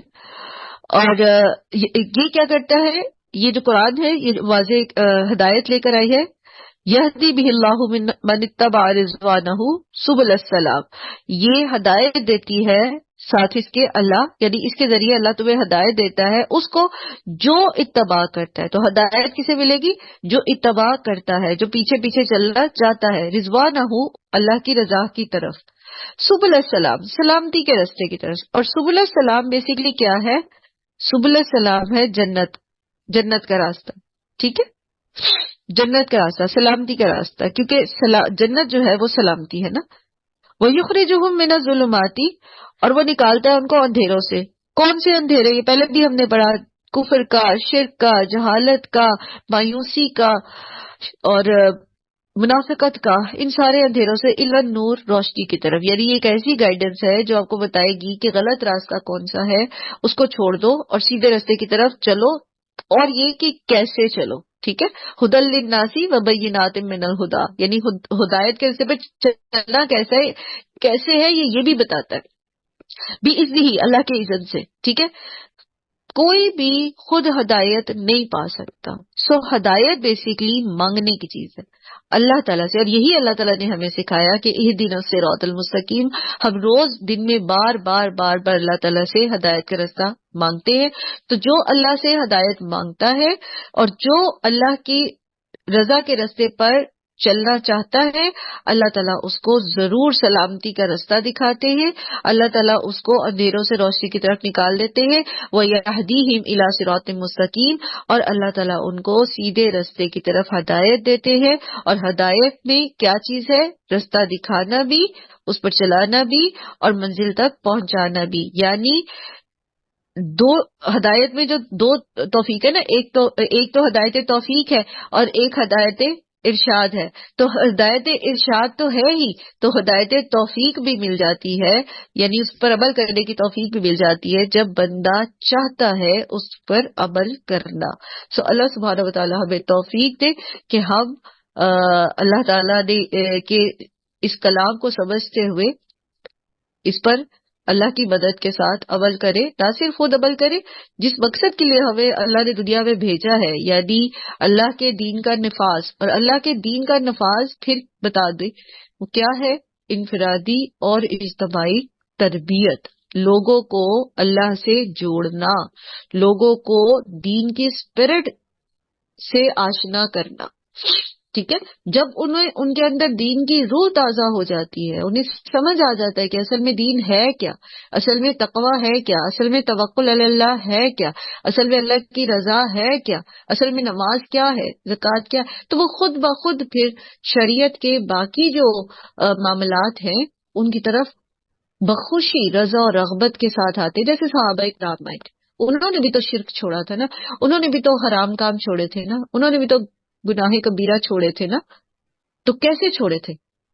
کیونکہ اللہ کے رسول صلی اللہ علیہ وآلہ وسلم نے ان کی تربیت کی تھی. سو تربیت ریکوائرڈ ہے. ڈنڈے کے زور پر اوور نائٹ چینجز کبھی بھی نہیں آتی. اور یاد رکھیے، صحرا میں پھول کھلتے ہیں، گلستان نہیں کھلتے ایک دم سے.